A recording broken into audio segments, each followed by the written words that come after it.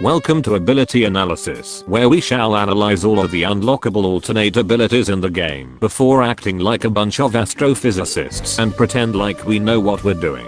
Today we shall be taking a look at the Super Guided Ultra Ball and all of its statistics and quirks. Let's get started.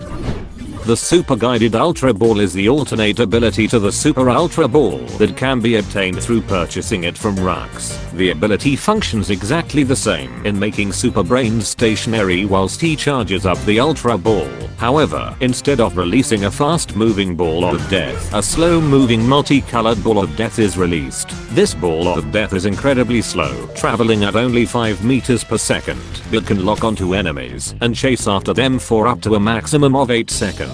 The guided ball can deal 150 damage if it reaches its target, and up to 25 from the splash, in the same generous radius as the Ultra Ball.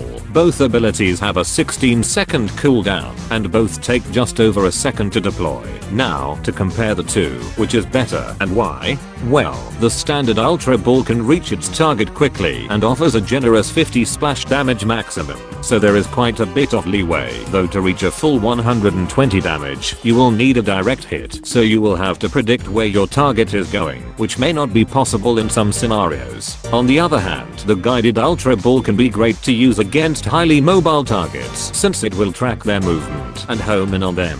It's also great at forcing players into a dilemma, either to deal with you or the ball closing in, though it can easily be avoided from by either corners or just simply running away due to how slow it is. Both take just over 1 second to fully deploy, and both have a 16-second cooldown once used. So, with the comparisons out of the way, which is better at what? Well, if you're wanting an Ultra Ball that can reach its destination quickly, have a generous amount of splash, as well as be useful and flexible across most situations, then the standard Ultra Ball is your go-to option. If however you enjoy playing mind games with your opponents, as well as being willing to sacrifice projectile range and splash damage in exchange for both homing and additional damage on a direct hit, then the Super Guided Ultra Ball is your go-to option. As for my final verdict, across all scenarios and capabilities, I would have to go with the standard Ultra Ball, for not only is it much more reliable, but also much more flexible in most situations where the guided Ultra Ball would struggle immensely in.